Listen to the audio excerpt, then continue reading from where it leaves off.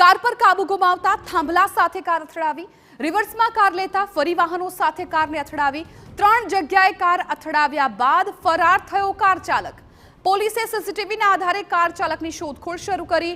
થોડીવાર આગળ અને થોડીવાર રિવર્સમાં કાર ચલાવતો આ કાર ડ્રાઈવર તો વાહન ચાલક જાણે કે નક્કી કરી શકતો ન હતો કે તેને આગળ જવું છે કે પાછળ, કેમ કે થોડીવાર ગૂંચવણમાં રહેલા વાહન ચાલકે ભર બજારે અનેક વાહનો સાથે કારને અથડાવી। હાલ તો પોલીસે પણ સીસીટીવીના આધારે આ મહાશયની તપાસ શરૂ કરી છે।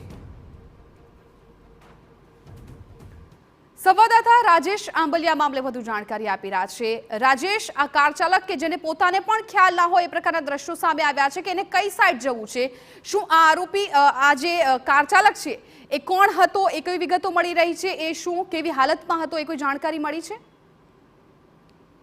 જે મોરબીનો જે સનાળો રોડ છે ત્યાં રામચોક નજીક આજે બપોરના સમયે એક સફેદ કલરની જે કાર છે એ કાર ચાલક અચાનક જ બેકાબુ બન્યો હતો અને અનેક વાહનો અને ઇલેક્ટ્રિક પોલ સાથે અથડાયો હતો।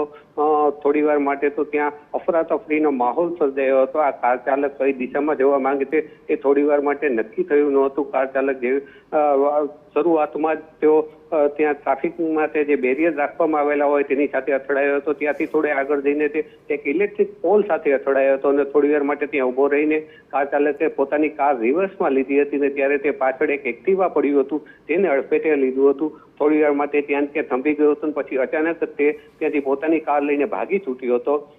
આ અંગેની જાણ પોલીસને થતા તાત્કાલિક ધોરણે પોલીસે અલગ અલગ જગ્યાના સીસીટીવી અત્યારે કબજે કર્યા છે અને આ કાર ચાલક કોણ હતો અને કઈ પરિસ્થિતિમાં હતો અને શા માટે તે આ પ્રકારનું ડ્રાઇવિંગ કરી રહ્યો હતો તે તપાસ હાલ કરી રહી છે।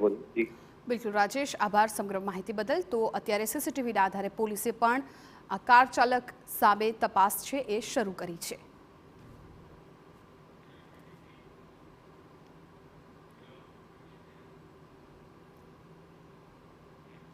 સમાચાર હવે સુરતથી મળી રહ્યા છે કે જ્યાં ઉધનામાં દુકાન